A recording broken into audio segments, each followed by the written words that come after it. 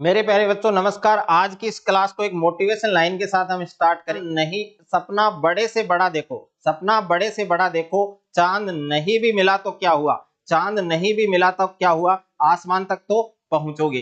तो अगर आप कक्षा 10th के छात्र हैं, बोर्ड परीक्षा 2025 की आप तैयारी कर रहे हैं, तो इस वीडियो को आपको कंप्लीट देखना है, क्योंकि इस वीडियो में मैं आपको कक्षा 10 विज्ञान के जो वेरी वेरी इंपॉर्टेंट जो वस्तुनिष्ठ क्वेश्चन है, मल्टीपल चॉइस क्वेश्चन हैं पूरी बुक के, वो इस वीडियो के अंदर बताने वाला हूं। अगर आपने इस वीडियो को कंप्लीट देख लिया तो इसके अलावा आपको जो मल्टीपल चॉइस क्वेश्चन है वो आपको अलग से नहीं पढ़ना पड़ेगा, क्योंकि बोर्ड का जो पेपर आएगा साइंस का वो और उसमें आपके टोटल 18 जो मल्टीपल चॉइस क्वेश्चन है वो आपके पूछे जाएंगे। तो इन्हीं क्वेश्चन से आपके आने वाले हैं पेपर में, यही क्वेश्चन सेम टू सेम आपको दिखने वाले हैं। तो यहाँ पर क्वेश्चन नंबर फर्स्ट आप देख सकते हैं। क्वेश्चन नंबर फर्स्ट आपको दिया गया है,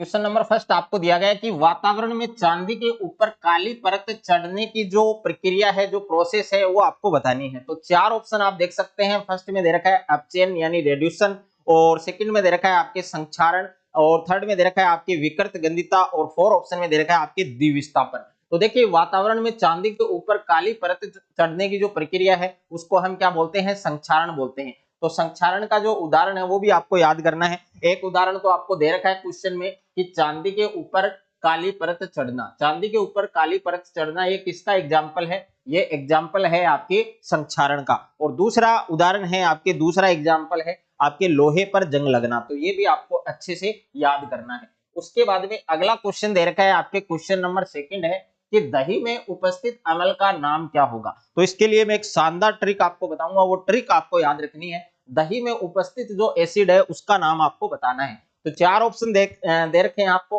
टार्टरिक अम्ल दे रखा है। तो जैसे हम टार्टरिक अम्ल की बात करें तो टार्टरिक अम्ल है वो मेरे प्यारे बच्चों आपके किस में पाया जाता है, एक तो नींबू में पाया जाता है और एक इमली में पाया जाता है। अगर आपको एग्जाम के अंदर पूछ लिया जाए कि नींबू में कौन सा अम्ल उपस्थित होता है या फिर इमली में कौन सा अम्ल है, एसिड है, वो आपके उपस्थित होता है, तो कौन सा अम्ल बताओगे आप, टार्टरिक अम्ल। यानी टार्टरिक अम्ल है वो नींबू और इमली दोनों में उपस्थित होता है। उसके बाद में मैं मेथेनोइक अम्ल की बात करूं तो मेथेनोइक अम्ल का दूसरा नाम क्या है आपके, मेथेनोइक अम्ल का दूसरा नाम है आपके फार्मिक अम्ल। मेथेनोइक अम्ल का दूसरा नाम क्या है, फार्मिक अम्ल। तो फार्मिक अम्ल है, मेथेनोइक अम्ल है, वो किस में पाया जाता है, एक तो होता है आपके नेटल का डंक, एक तो होता है नेटल का डंक, दूसरा है आपके मधुमक्खी का डंक, दूसरा है मधुमक्खी का डंक।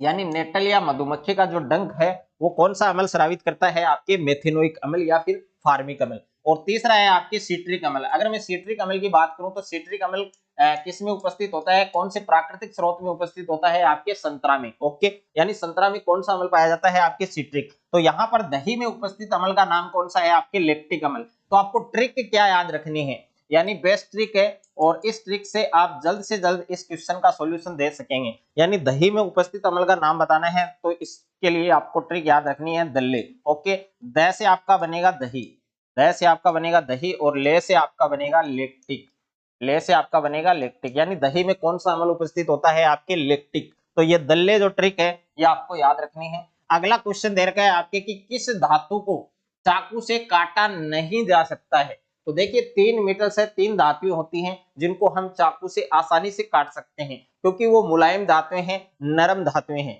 तो यहाँ पर मुलायम जो नरम धातुएं हैं, चार ऑप्शन आपको दे रखा है। फर्स्ट में दे रखा है लिथियम। तो लिथियम है वो एक नरम है, एक नरम एलिमेंट है, एक मुलायम तत्व है, तो उसको हम चाकू से आसानी से काट सकते हैं।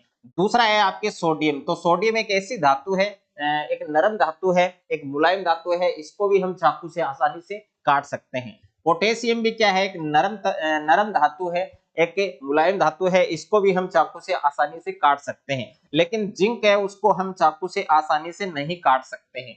तो यहाँ पर ऑप्शन नंबर 4 है वो आपका क्या बनेगा, सही बनेगा। यानी ऑप्शन नंबर 4 है वो आपका क्या बनेगा, सही बनेगा। तो ऑप्शन नंबर 4 आपका करेक्ट है।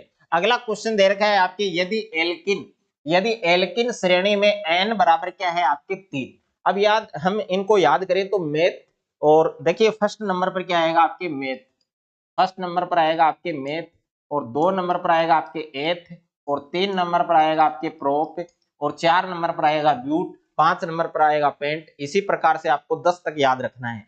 तो 1 नंबर पर मेथ है, 2 नंबर पर एथ है, 3 नंबर पर क्या है, आपके प्रोप। अब यहाँ पर हमें n बराबर 3 दिया गया, तो 3 नंबर पर कौन आता है भाई, प्रोप। और यहाँ पर मैं एल्किन श्रेणी की बात करूं तो इसका पूर्वलग्न जो अनुलग्न है, यानी लास्ट में प्रत्यय की बात करूं तो इन, यानी प्रोप से आपको इन में लेके जाना है। तो यहाँ पर एथिलीनीय तो नहीं होगा क्योंकि ये तो सेकंड पर है, और प्रोपिलीनीय बनेगा भाई। दूसरा ऑप्शन है वो आपका क्या बनेगा, करेक्ट बनेगा, सही बनेगा। तो ऑप्शन नंबर सेकंड है वो आपका सही है। अगला क्वेश्चन दे रखा है आपको कि रक्त का थक्का बनाने का जो कार्य है वो कौन करता है, यानी ब्लड है जो रक्त है उसका थक्का बनाने का जो कार्य है वो कौन करता है। तो यहाँ पर 4 ऑप्शन आपको दिए गए हैं। फर्स्ट में दे रखा है प्लेटलेट्स, और दूसरे में दे रखा है लसिका, तीसरे में दे रखा है धमनी, और 4 में दे रखा है सीरा। तो रक्त का थक्का बनाने का जो कार्य है वो कौन करता है, प्लेटलेट्स करता है।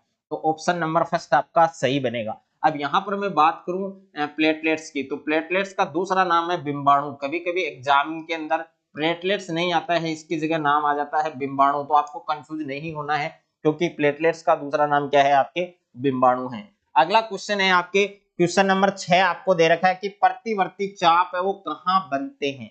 तो मैं बात करूं प्रतिवर्ती चाप की, तो प्रतिवर्ती जो चाप है रिफ्लेक्स आर्क, यानी जिसको क्या बोला जाता है, रिफ्लेक्स आर्क बोला जाता है, प्रतिवर्ती चाप बोला जाता है। तो प्रतिवर्ती चाप है वो कहाँ पर बनते हैं, आपके स्पिनल कॉर्ड यानी मेरु रज्जु में। तो मेरु रज्जु आपका सही उत्तर होगा, सही आंसर होगा। तो ऑप्शन नंबर फर्स्ट आपका करेक्ट है। अगला क्वेश्चन दे रखा है काफी इंपॉर्टेंट, वेरी वेरी इंपॉर्टेंट है, काफी बार बोर्ड के एग्जाम में पूछा जा चुका है। प्लेनेरिया में जनन की विधि का नाम बताना है, यानी प्लेनेरिया है उसमें जनन की जो विधि है उसका नाम आपको बताना है। तो प्लेनेरिया में जनन की विधि का नाम क्या होगा आपके, फर्स्ट में दे रखा है आपको मुकुलन यानी बुडिंग, और सेकंड में दे रखा है आपके पूर्ण जनन या फिर पुनरुद्भवन, यानी दो नाम है। पुण्य जनन को हम क्या बोलते हैं, पुनरुद्भवन बोलते हैं। और तीसरा है आपके विखंडन, और ऑप्शन नंबर 4 में दे रखा है आपके खंडन। तो प्लेनेरिया में जनन की जो विधि है उसको हम क्या बोलते हैं, पूर्ण जनन या पुनरुद्भवन बोलते हैं। तो इसमें दूसरा ऑप्शन आपका सही होगा। उसके बाद में अगला क्वेश्चन दे रखा है क्वेश्चन नंबर 8 कि स्त्री में लिंग गुणसूत्र होते हैं। तो स्त्री में लिंग गुणसूत्र कौन कौन से होते हैं भाई, यहाँ पर आपको स्त्री में पूछा है और पेपर में आपको पुरुष में भी पूछ सकता है। तो दोनों में मैं आपको बता रहा हूं। पहले हम बात करेंगे पुरुष की, तो पुरुष में लिंग गुणसूत्र कौन कौन से होते हैं, एक तो अक्ष होता है, एक वाई होता है। ये आपको याद रखना है, नोट कर लेना कहीं पर भी। और उसके बाद में है स्त्री। स्त्री में अगर लिंग गुणसूत्र की बात करें तो इन दोनों में अक्ष होता है, यानी डबल अक्ष। ओके, तो स्त्री में आपको पूछा गया है कि स्त्री में कौन सा लिंग गुणसूत्र होता है, तो अक्ष होता है। वही फर्स्ट ऑप्शन आपका क्या बनेगा, सही बनेगा। अगला क्वेश्चन दे रखा है आपके क्वेश्चन नंबर 9 है आपके कि कौन सी घटना के कारण पानी में रखी हुई पेंसिल मुड़ी हुई दिखाई देती है, यानी किस घटना के कारण पानी में रखी पेंसिल है वो मुड़ी हुई दिखाई देती है। तो 4 विकल्प आपको दिए गए हैं। फर्स्ट में दे रखा है आपको विवर्तन, और दूसरे में दे रखा है आपके प्रकीर्णन, और तीसरे में दे रखा है परावर्तन, और 4 में दे रखा है अपवर्तन। तो अपवर्तन है वो एक ऐसी घटना है जिसके कारण पानी में रखी हुई पेंसिल है वो हमें मुड़ी हुई दिखाई देती है। तो ऑप्शन नंबर 4 है वो आपका सही बनेगा। अगला क्वेश्चन है आपके क्वेश्चन नंबर 10 कि निकट दृष्टि दोष निवारण हेतु किस लेंस का उपयोग होता है।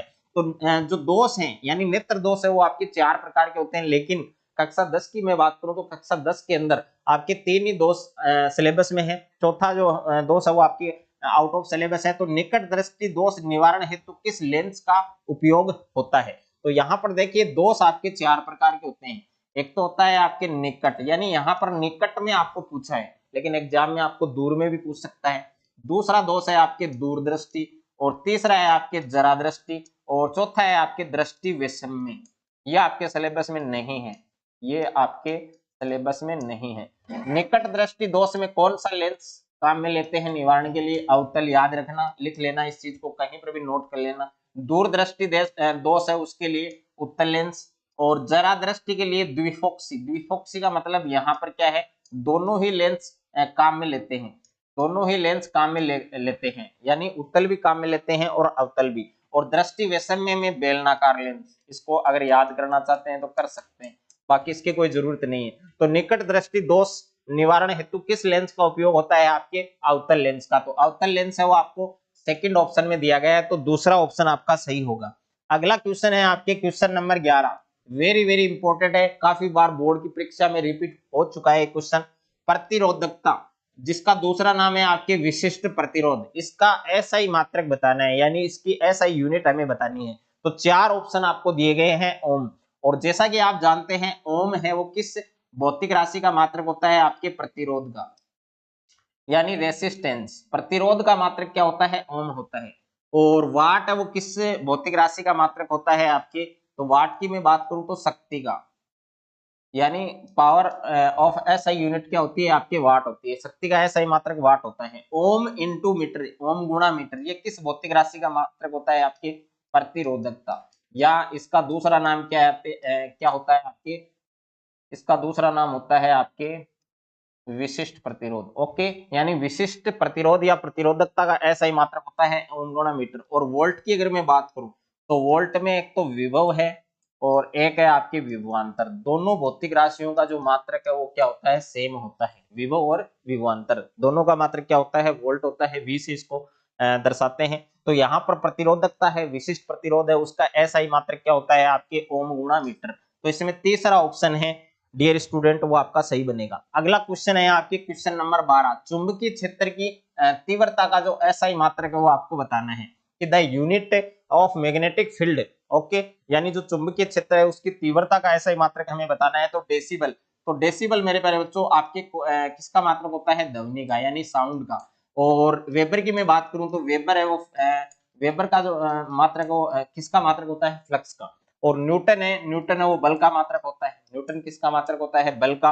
एक डाइन भी होता है। और ओरेस्टेड है, ओरेस्टेड है वो किसका मात्रक होता है, चुंबकीय क्षेत्र की तीव्रता का। तो यहाँ पर क्वेश्चन के अंदर आपको पूछा गया है कि चुंबकीय क्षेत्र है जो मैग्नेटिक फील्ड है उसकी तीव्रता का हमें मात्रक बताना है। तो इसका मात्रक क्या होगा आपके, ओरेस्टेड। ओरेस्टेड एक वैज्ञानिक था। तो ऑप्शन नंबर 4 आपका सही बनेगा। अगला क्वेश्चन है आपके क्वेश्चन नंबर 13 कि वायुमंडल में ओजोन की मात्रा में तीव्रता से गिरावट कौन से वर्ष में देखी गई। वेरी वेरी इंपॉर्टेंट क्वेश्चन है कि वायुमंडल में ओजोन की मात्रा में तीव्रता से जो गिरावट है वो कौन से सन में देखी गई या कौन से वर्ष में देखी गई।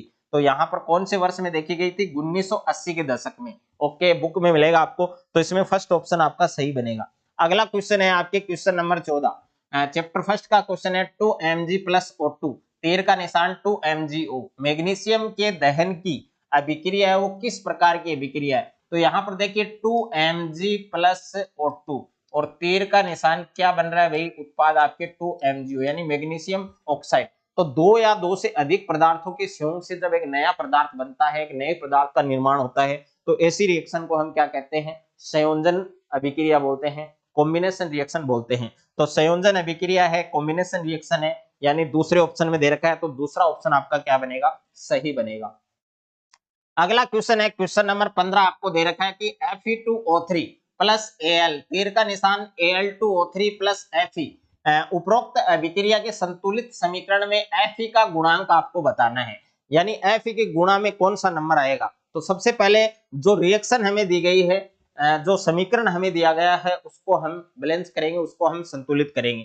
तो समीकरण हमें दिया गया है Fe2O3 प्लस में Al दे रखा है एल्यूमिनियम, तीर का निशान Al2O3 प्लस में दे रखा है आपको Fe, और मेरे को Fe का गुणांक चाहिए। तो यहाँ पर देखिए इधर आपके रिएक्टेंट है यानी क्रियाकारक है, और इधर आपके उत्पाद है यानी क्रियाफल है, जिसको P से दर्शाते हैं। अब देखिए Fe के परमाणुओं की संख्या इधर कितनी है आपके क्रियाकारक में 2, और इधर मैं बात करूं तो Fe के गुणांक में कुछ भी नहीं है।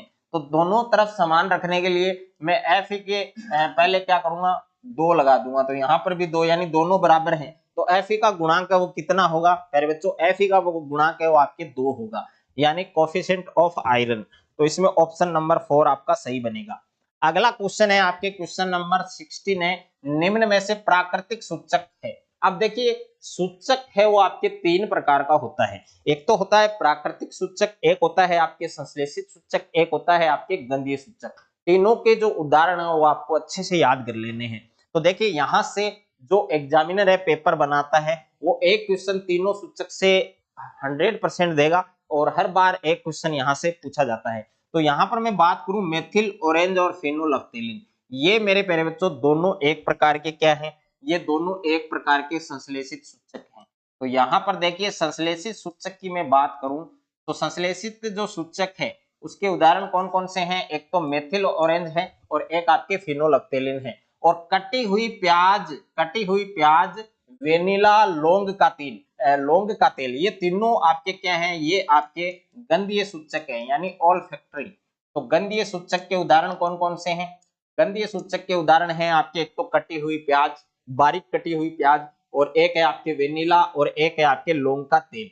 यहाँ पर लिटमस और हल्दी की अगर मैं बात करूं, एक हल्दी भी है आपके, लिटमस और हल्दी की अगर मैं बात करूं तो ये दोनों क्या है आपके, ये दोनों आपके प्राकृतिक सूचक हैं, यानी नेचुरल इंडिकेटर हैं। तो यहाँ पर ऑप्शन नंबर थर्ड है, वो आपका क्या बनेगा, सही बनेगा। उसके बाद में अगला क्वेश्चन दे रखा है आपके, क्वेश्चन नंबर 17 है आपके कि जिप्सम में क्रिस्टलन के जल के अणुओं की संख्या आपको बतानी है। तो पहला काम डियर स्टूडेंट आपको क्या करना है, जिप्सम दे रखा है तो जिप्सम का जो केमिकल फॉर्मूला है, जो रासायनिक सूत्र है, वो आपको याद होना चाहिए। अगर आपको याद है तो आप जल्दी से इसका आंसर है वो बता सकते हैं, क्योंकि इसमें आपको पूछा क्या है, क्रिस्टलन के जल के अणुओं की संख्या पूछिए। क्रिस्टलन का जल क्या होता है, लवण के एक सूत्र इकाई में जल के निश्चित अणुओं की संख्या को क्या कहा जाता है, क्रिस्टलन का जल कहा जाता है। तो जिप्सम का फॉर्मूला क्या होता है आपके, CaSO4, उसके बाद में 2H2O।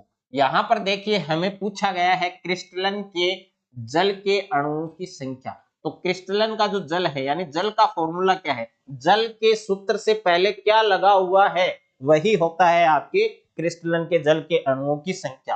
तो पानी का सूत्र क्या है आपके, जल का सूत्र क्या है, H2O। इससे पहले कौन सा नंबर लगा हुआ है, 2 लगा हुआ है। तो इसका सही उत्तर कौन बैठेगा, 2 बैठेगा। तो ऑप्शन नंबर 2 आपका सही होगा। अगला क्वेश्चन है आपके, question number 18, very very important है। अधात्विक ऑक्साइडों की प्रकृति है वो होती है। तो अधात्विक ऑक्साइड है, उनकी प्रकृति कैसी होती है? तो अधात्विक ऑक्साइडों की जो प्रकृति है वो कैसी होती है आपकी, अम्लीय होती है। तो ऑप्शन नंबर फर्स्ट है वो आपका सही बनेगा।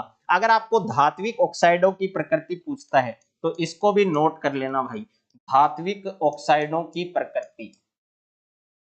अगर आपको धात्विक ऑक्साइडों की प्रकृति पूछता है तो धात्विक जो ऑक्साइड है वो किस प्रकृति के होते हैं, क्षारीय प्रकृति के होते हैं डियर स्टूडेंट। तो इस चीज को भी आपको याद रखना है। लेकिन हमें क्वेश्चन में अधात्विक ऑक्साइडों की प्रकृति पूछा है, तो अधात्विक ऑक्साइडों की प्रकृति अम्लीय होगी।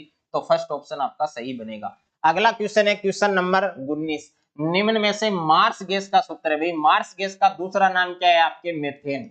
मार्स गैस का दूसरा नाम क्या है, मेथेन। और मेथेन ये जो होती है आपकी मार्स गैस है, मेथेन जो गैस होती है वो गोबर के अंदर पाई जाती है। इसका केमिकल जो फॉर्मूला है, रासायनिक जो सूत्र है वो आपके CH4 होता है। तो इसमें दूसरा ऑप्शन आपका सही बैठेगा। अगला क्वेश्चन दे रखा है आपके क्वेश्चन नंबर 20 कि पादप में फ्लोएम उत्तक उत्तरदायी है। तो देखिए जाइलम, यहां से अगर मैं बात करूं पादप में जाइलम उत्तक उत्तरदायी है, तो ये क्वेश्चन आपके 2024 की बोर्ड एग्जाम में पूछा गया था और इस बार आपके फ्लोएम का आ सकता है। तो दोनों का मैं बताऊंगा आपको, जाइलम का क्या होता है, फ्लोएम का क्या होता है।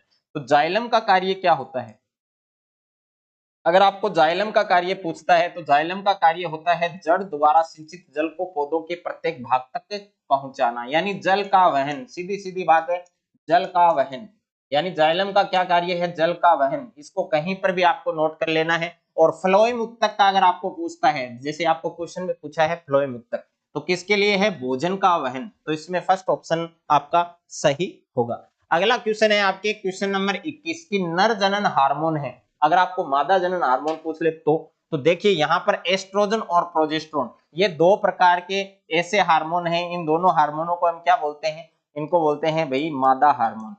यानी मादा हार्मोन अगर आपको पूछता है तो इसका करेक्ट आंसर क्या होगा आपके, एक तो एस्ट्रोजन होता है, एक प्रोजेस्टेरोन होता है। ये दोनों प्रकार के मादा हार्मोन हैं और ये कहां से किससे स्रावित होते हैं, आपके अंडाशय से स्रावित होते हैं। ये बात भी आपको याद रखनी है। लेकिन मेरे को नर जनन हार्मोन बताना है, तो नर जनन हार्मोन कौन सा है आपके, टेस्टोस्टेरोन, जो किससे स्रावित होता है, वृषण से स्रावित होता है। और इंसुलिन है वो कौन सी ग्रंथि से स्रावित होता है, अग्नाशय से। और इस हार्मोन की कमी से मधुमेह नामक रोग हो जाता है, डायबिटीज हो जाता है, शुगर हो जाता है। तो यहाँ पर ऑप्शन नंबर थर्ड आपका करेक्ट है, क्योंकि आपको नर जनन हार्मोन बताना है। तो नर जनन हार्मोन कौन सा है आपके, टेस्टोस्टेरोन। और उसके बाद में क्वेश्चन नंबर 22 है आपके कि कालाजार का रोग कारक है। तो कालाजार का जो रोग कारक है, जो रोगाणु है, उसका नाम बताना है। तो कालाजार का रोगाणु का नाम क्या है आपके लेशमानिया। तो इसमें 4 ऑप्शन आपका सही बनेगा। अगला क्वेश्चन है क्वेश्चन नंबर 23 की आनुवंशिक लक्षणों का वाहक वो कौन होते हैं। तो 4 ऑप्शन दे रखे हैं। फर्स्ट में दे रखा है सेल यानी कोशिका, दूसरे में हार्मोन है, तीसरे में एंजाइम है, 4 में जीन दे रखा है। तो आनुवंशिक लक्षण है उनके वाहक कौन होते हैं भाई, जीन होते हैं। तो इसमें ऑप्शन नंबर 4 है वो आपका सही बनेगा। अगला क्वेश्चन दे रखा है question number 24, very very important है, हर बार बोर्ड की परीक्षा में पूछा जाता है, लगातार आ रहा है क्वेश्चन। प्रतिबिंब की ऊंचाई और बिंब की ऊंचाई के अनुपात को, रेशो को क्या कहा जाता है। तो प्रतिबिंब की ऊंचाई को अगर मैं h डैश मानता हूं और बिंब की ऊंचाई को मैं h मानता हूं, तो दोनों का जो रेशियो है वो क्या बनेगा, माइनस का v अपॉन u बनेगा। किसके बराबर होगा, मैग्निफिकेशन m के बराबर होगा। तो m है आवर्धन होता है। आवर्धन क्या होता है, प्रतिबिंब की ऊंचाई और बिंब की ऊंचाई के अनुपात को क्या बोला जाता है, आवर्धन बोला जाता है, मैग्निफिकेशन उसको कहते हैं। और ये इसका फॉर्मूला है, याद कर लेना अच्छे से और इसको नोट कर लेना कहीं पर भी। तो इसमें ऑप्शन नंबर फर्स्ट होगा आपके आवर्धन यानी मैग्निफिकेशन। और उसके बाद में क्वेश्चन नंबर 25 है आपके, वेरी वेरी इंपॉर्टेंट है, मानव नेत्र का निकटतम बिंदु पूछा है भाई। निकटतम बिंदु कितने सेंटीमीटर पर होता है। तो निकटतम बिंदु कितने सेंटीमीटर पर होता है आपके, 25 सेंटीमीटर पर। अगर आपको दूरतम बिंदु पूछता है, दूरतम बिंदु है वो कितने पर होता है भाई, अनंत पर। ये बात भी याद रखना है। यानी निकटतम बिंदु अगर आपके आ गया तो 25 सेंटीमीटर बताना है और दूरतम बिंदु अगर आपको पूछेगा तो अनंत बताना है। उसके बाद में अगला क्वेश्चन है आपके क्वेश्चन नंबर 26 कि किसी विद्युत बल्ब के तंतु में, और विद्युत बल्ब का जो तंतु है वो किस धातु का बना होता है, टंगस्टन का बना होता है। ये आपका आंसर होगा। और विद्युत बल्ब के तंतु में 0.5 एम्पियर विद्युत धारा, यानी विद्युत धारा आई का मान हमें कितना दे रखा है, 0.5 एम्पियर। 600 सेकेंड टाइम दे रखा है, टी का मान दे रखा है 600 सेकेंड। अगर मिनट दिया होता तो उसको हम सेकंड में परिवर्तित करते, यानी 60 से गुणा करते। और टाइम दे रखा है, प्रवाहित की जाए तो परिपथ में विद्युत आवेश यानी इलेक्ट्रिक चार्ज क्यू का मान हमें बताना है। तो क्यू बराबर आपके सूत्र है आई गुणा टी, ये आपको याद रखना है। अब क्यू बराबर आई का मान दे रखा है 0.5 एम्पियर गुणा टी का मान दे रखा है आपके 600 सेकेंड। तो 600 को 0.5 से गुणा करेंगे तो ये बनेगा आपके 300। और क्यू क्या है, आपके आवेश है, और आवेश का मात्रक होता है कूलाम, जिसको सी से दर्शाते हैं। तो 300 कूलाम आपका सही उत्तर होगा। 300 कूलाम कौन से ऑप्शन में है, थर्ड ऑप्शन में है। तो थर्ड ऑप्शन आपका सही होगा। अगला क्वेश्चन है आपके क्वेश्चन नंबर 27 कि 24 ओम के नाइक्रोम की प्रतिरोध कुंडली के 12 वोल्ट की बैटरी से जोड़ते हैं और इसमें 10 मिनट तक विद्युत धारा प्रवाहित की जाती है, तो कुंडली में उत्पन्न ऊष्मा का मान क्या होगा, H का मान हमें बताना है। यानी जूल का जो तापन नियम है वो यहाँ पर लगेगा। तो यहाँ पर 24 ओम यानी प्रतिरोध दे रखा है, R का मान है 24 ओम, और नाइक्रोम की प्रतिरोध कुंडली के 12 वोल्ट यानी V विभवांतर दे रखा है आपके 12 वोल्ट, और जोड़ते हैं, संयोजन करते हैं, इसमें 10 मिनट तक धारा प्रवाहित की जाए। टाइम दे रखा है 10 मिनट, यानी टी का मान दे रखा है। तो 10 को 60 से गुणा करेंगे, यानी सेकंड में बदलना पड़ेगा। तो टी बराबर हो जाएगा आपके 600 सेकंड। ओके, अब देखिए सबसे पहले मेरे को क्या करना है, जूल का जो तापन नियम है H बराबर आई स्क्वायर आर टी। इसमें मेरे को R का मान दे रखा है, T का मान दे रखा है, V का मान दे रखा है, लेकिन I का मान नहीं दे रखा है। तो I का मान हम किस नियम से ज्ञात करेंगे, ओम का नियम। ओम का नियम क्या है आपके, आई आर बराबर वी, ये आपने पढ़ा है, आई आर बराबर वी। इससे हम ज्ञात करेंगे। तो I इंटू आर का मान दे रखा है 24 और V का मान दे रखा है 12। तो I बराबर हो जाएगा लाडले 12/24, 12 एकम 12, 12 दूनी 24, यानी 1/2। तो I का मान क्या होगा आपके 1/2 एम्पियर होगा। अब हमें ज्ञात करना है उत्पन्न ऊष्मा, यानी H का मान ज्ञात करना है। और H बराबर मैंने सूत्र आपको ऑलरेडी बता दिया है, H बराबर क्या है आपके आई स्क्वायर आर टी। तो I का मान दे रखा है 1/2, इसका होल स्क्वायर गुणा R दे रखा है 24 गुणा T दे रखा है आपके, T कितना हो जाएगा, 60 को 10 से गुणा करेंगे तो ये बनेगा 600। अब देखिए 1/2 का स्क्वायर 1/4 गुणा में 24 गुणा में 600। अब देखिए 4 को 24 से काटेंगे तो ये बनेगा 6, 6 को 600 से गुणा करेंगे तो 3600। और ऊष्मा का मान हमने ज्ञात किया है, ऊष्मा का मात्रक क्या होता है, जूल। तो 3600 जूल आएगा भाई उत्तर। 3600 जूल कौन से ऑप्शन में है, थर्ड ऑप्शन में है। तो थर्ड ऑप्शन आपका सही बनेगा। अगला क्वेश्चन है क्वेश्चन नंबर 28 कि विद्युत धारा के चुंबकीय प्रभाव का उपयोग कौन कौन से उपकरण में होता है। तो चार यहाँ पर ऑप्शन दे रखे हैं। फर्स्ट में दे रखा है इलेक्ट्रॉनिक घंटी, और दूसरे में दे रखा है विद्युत क्रेन, तीसरे में दे रखा है विद्युत मोटर। तो तीनों ऐसी युक्तियां हैं, इनका उपयोग हम किस में करते हैं, विद्युत धारा के चुंबकीय प्रभाव में करते हैं। तो तीनों ऑप्शन आपके सही है, तो इसलिए ऑप्शन नंबर 4 आपका करेक्ट होगा, उपरोक्त सभी। और अगला क्वेश्चन है आपके क्वेश्चन नंबर 29 दे रखा है आपके कि सूर्य से आने वाली पराबैंगनी विकिरण से पृथ्वी को सुरक्षा प्रदान करती है। तो सूर्य से आने वाली जो पराबैंगनी विकिरण है उससे पृथ्वी को सुरक्षा प्रदान कौन करता है। तो फर्स्ट में दे रखा है ओजोन परत, दूसरे में दे रखा है जैव आवर्धन, तीसरे में दे रखा है आपके उत्पादक, और 4 में दे रखा है उपभोक्ता। तो सूर्य से आने वाली पराबैंगनी विकिरण है उससे पृथ्वी को सुरक्षा प्रदान कौन करता है भाई, ओजोन परत। तो इसमें पहला ऑप्शन आपका सही होगा। अगला क्वेश्चन है आपके क्वेश्चन नंबर 30 आपको दे रखा है कि आहार श्रृंखला में एक पोषक स्तर से दूसरे पोषक स्तर कितनी ऊर्जा स्थानांतरित होती है, यानी कितनी ऊर्जा ट्रांसफर हो सकती है। तो यहाँ पर 10% का नियम अगर आपने पढ़ा है तो इस क्वेश्चन को आप फटाफट बता देंगे, यानी 10%, यानी आहार श्रृंखला है उसमें एक पोषक स्तर से दूसरे पोषक स्तर में कितनी ऊर्जा स्थानांतरित होती है, 10%। तो इसका सही उत्तर क्या होगा, आपको 10% सही बनेगा।